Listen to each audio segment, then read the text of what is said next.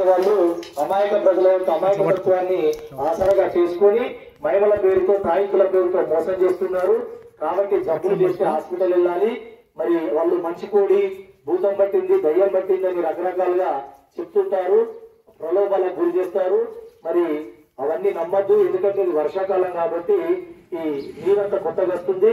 ఈ నీటి వల్ల మరి కలుషిత నీటి వల్ల కూడా జబ్బులు మనుషులకు మన ప్రజలకు వస్తాయి. కాబట్టి మరి మీరందరూ కూడా వర్షాకాలము చక్కగా మరిగేదాకా నీళ్లను మంచిగా వేడి చేసి చల్లారిన తర్వాత వడబోసుకొని చక్కగా వీలైతే ఒక క్లోరిన్ గోలేసుకొని తాగితే ఏ జబ్బులు రావు.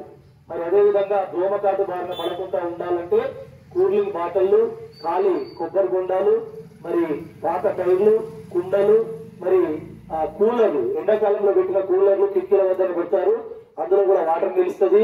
వీటన్నిటిలో మరి నీరు నిలిచి వాటిలో దోమలు ఆవాసాలుగా ఏర్పాటు చేసుకొని రాత్రి వేళల్లో కుడతాయి. కాబట్టి మీరందరూ కూడా ఇలాంటి అన్ని కూడా పనికిరాని వస్తువులు, పాత కుండలు, టైర్లు, కూలింగ్ బాటళ్ళు, కొబ్బరి బొండాలు, మరి అదేవిధంగా పాత కుండలు, ఇలాంటి అన్ని కూడా పాత కూలర్లు, వీటిని అన్నిటినీ కూడా పనికిరాని పడేసి పనికొచ్చినాయి అందులోంచి వాటర్ తీసేసి మంచిగా ప్యాక్ చేసి పెట్టుకోవాలి.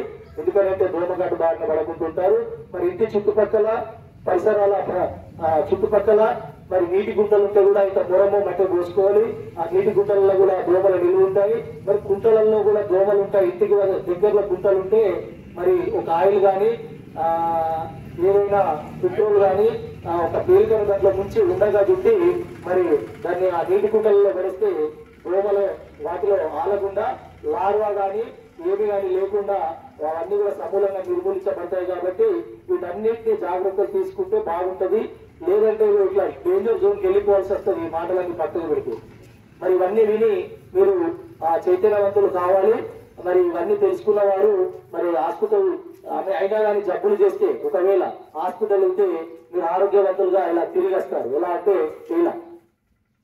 కాబట్టి మీరందరూ కూడా మరి స్టాండర్డ్ గా ఇట్లా ఆరోగ్యంగా ఉండాలనంటే భూత వైద్యులను, నాటు వైద్యులను సంప్రదించకుండా మీరందరూ కూడా మరి హాస్పిటల్కి వెళ్ళి డాక్టర్లను సంప్రదిస్తే వివిధ రకాలైనటువంటి మరి చక్కటి పరీక్షలు చేసి మనకు రోగ నిర్ధారణ చేసిన తర్వాత చక్కటి ట్రీట్మెంట్ ఇస్తారు. టాబ్లెట్లు కానీ, సెలైన్ కానీ, ఇంజక్షన్ కానీ, అవసరం అనుకుంటే చిన్న చిన్న సిజరీలో పెద్ద చేసి కూడా మనల్ని ఆరోగ్యవంతులుగా డాక్టర్లు చేస్తారు.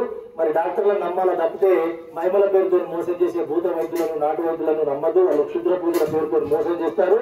మరి ఇదివరకే మనం చూస్తున్నాం మహిళల పైన అత్యాచారాలు, మరి అమాయక ప్రజలను దోపిడికి గురి చేస్తున్నారు తాయితులు మంత్రాల పేరుతోని.